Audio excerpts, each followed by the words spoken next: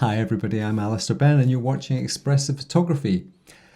By my reckoning, there are three different types of photographers in the world, and depending on where you lie on that curve is going to dictate the experience that you have in the landscape, the type of gear you use, the type of software you use, and ultimately the types of photographs that you produce. If we look at the different types, then of course there are people where time is money. Time is the most important and valuable thing that we have. We have a limited amount of it, and how we use it is so incredibly important.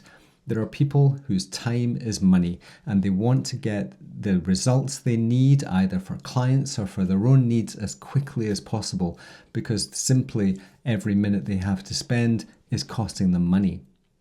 The other type of person is time as a hassle, in that going through complicated processes to try or huge amounts of time to learn very, very complicated processes is just beyond their will, their desire, and the amount of time that they either want to put into their creative photography or the amount of time they have available to them. I know so many people who get 1 or 2 mornings a month that they get to go out on their own and be in the field, and when they get home they don't have hours and hours to sit in front of the computer. And one of the reasons that we have all of these new types of software in particular is to allow us to get quicker results. If you're one of the third type of photographers who has unlimited time and unlimited money and can invest huge chunks of your life into your creativity, then I congratulate you. I'm certainly not in that category anymore. I'm more of the time is money type of guy, and also a limited amount of time that I have to sit in front of the computer. On that topic, I want to introduce to you just now a piece of software I've been using for the last 3 or 4 months, which is speeding up and improving the time I'm spending in front of the computer, and that is by Skylum, and it's Luminar Neo. I'll be honest with you, when they reached out to me to see if I wanted to use their software, I was a little bit skeptical, but I can honestly say that after the last 3 months, I am glued to it and I use it on a regular basis. So let's dive into my Lightroom catalog and look at how Luminar fits in with my existing workflow and some of the things that I just find are completely amazing. So let's just look at this scene first. I took this in the winter last year. And I remember I'd been going out and I was celebrating the local birch trees of the area that I live in when they're in this very kind of subdued winter scene.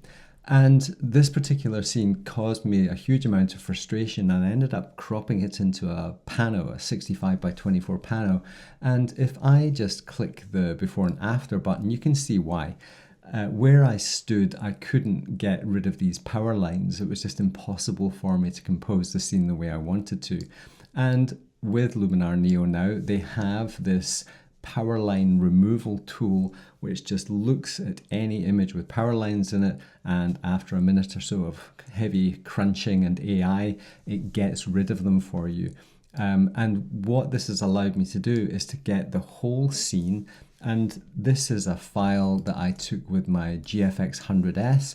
And if I just click on this, it's impossible. You just cannot see where the power lines were. So it's done an incredible job. If I had to try and do that using a remove tool or a cloning tool in Photoshop, it would take forever. And this took about a minute in Luminar Neo.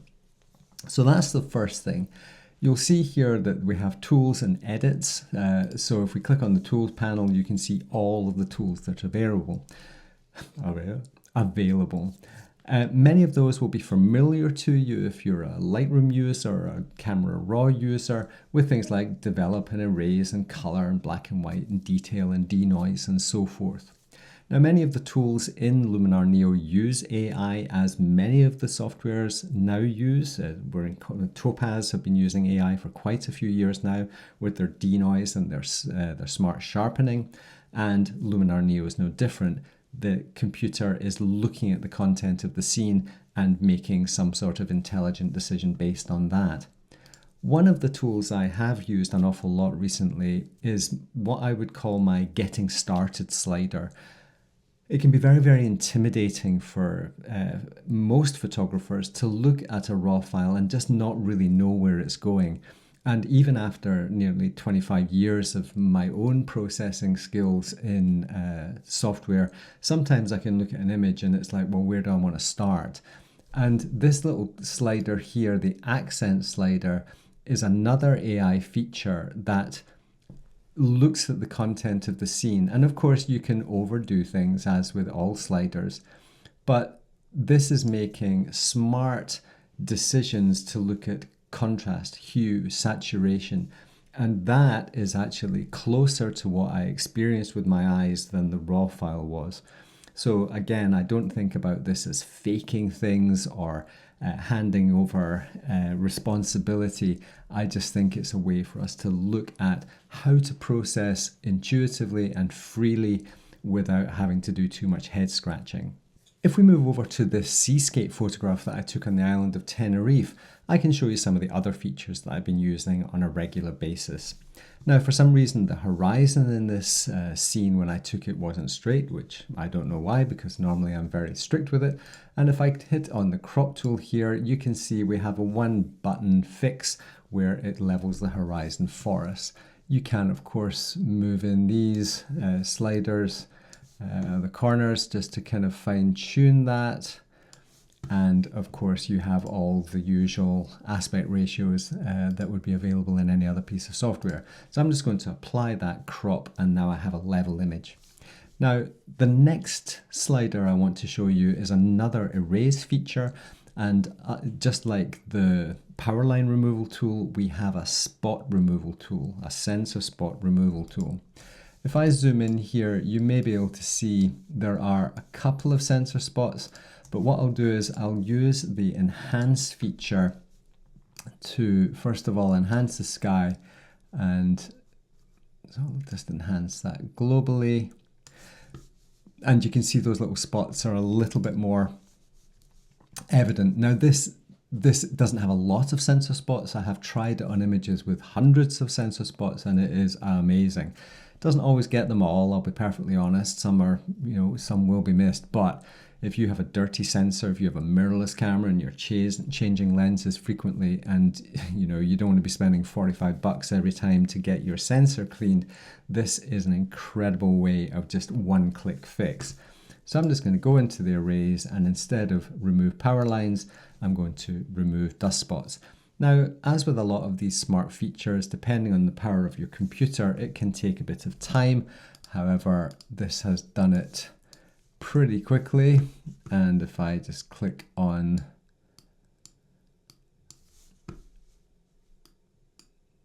you can see them there in the center of the frame.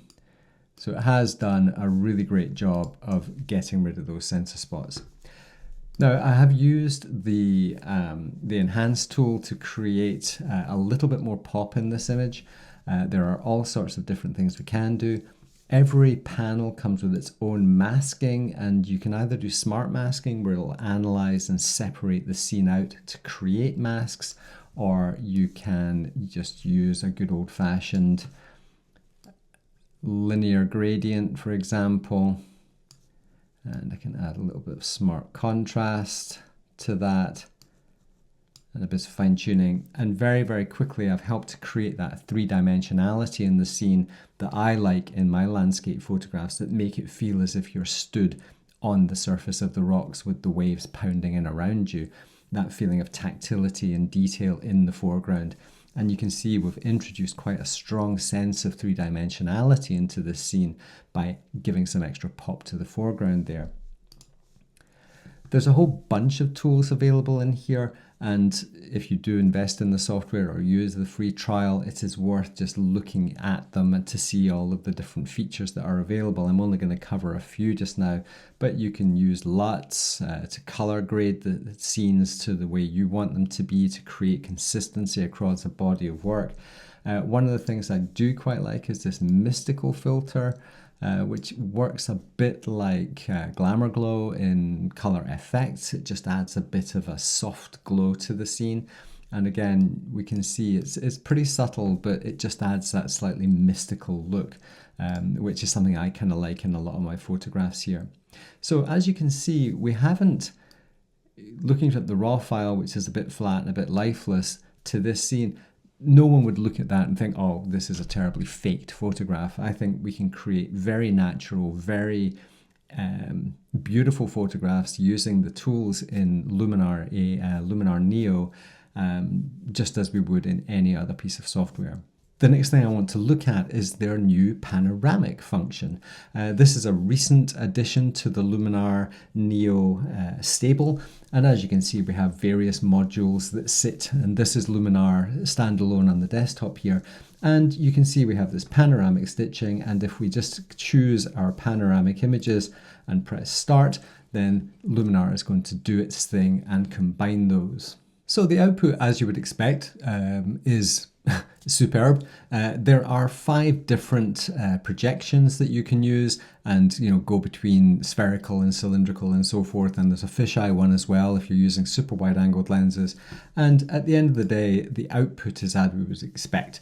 When it's brought in there, it decides to auto crop, which I'm totally fine with, and there we have a very, very straightforward panoramic image, which has been done in a few moments automatically in Luminar Neo, using their AI functionality, again, using smart tech to deliver better results. Now, of course, one of the other things that is really important these days are things like sky replacements. Like I've said, in Adobe Photoshop, these things have been available for a few years now, since Creative Cloud came out. And if you have a client who wants a scene in a particular light or particular circumstances, if you're shooting commercially, if you're shooting architecture for real estate companies, if you have clients that are demanding a certain image from you and you go out and the conditions aren't favorable and they're in a printing deadline, you need to deliver. And honestly, they don't care if it was done using AI or if it was done using natural conditions. The whole photography scene is not just about ethics and morality and making photographs to share on social media to show how adventurous a life we have. Here's an image that I made from a scene I took in Morocco a couple of years ago. And if I turn off the before and after, you can see it was taken in the evening in the Sahara Desert. So quite a nice scene, but obviously very, very super flat light. And what I've done is I've made it look as if it was taken at night with the Milky Way there. And to be fair and not to be too modest, I think it looks incredible. I've used only a couple of different edits. Of course, I switched out the sky and I used the enhance to create that smart AI transition from front to back. So we can see we've added a little bit of clarity and sharpness and detail.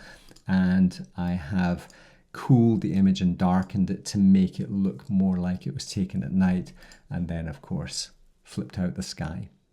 At Expressive Photography, it's not just about going out into the landscape and immersing ourselves and bringing back photographs that represent the experience we have. I think it's important to realize that in these days of social media, of a very hectic lifestyle, of stress and worry and fear that a lot of people have in their lives, and making photographs that are being ignored and that they're just not getting the traction that they would like or the feedback that they would like, I think these days it's important for us to take back our photography and our creativity for ourselves. I do believe in going into the landscape and accepting what is there and making photographs of what is there and not dreaming of better conditions. I think that is a very, very cool thing to do. When we come back to sit in front of our computers, it is so easy for us to feel dissatisfied, unhappy, disappointed, let down, or just somehow feel a bit flat about some of the photographs that we make when we're out playing in the landscape. What I feel is important is to have that opportunity to sit in front of the computer and play and create and explore. And the software that we have available to us, whether it's Lightroom, Photoshop, Topaz, Nik, or of course Luminar Neo, or any of the other plethora of softwares that are available to you, they are just tools. Should you wish to make fantasy landscapes that you didn't experience, but you can experience vicariously through play and engaging with your creativity on the computer. Why would I ever want to stop you doing that?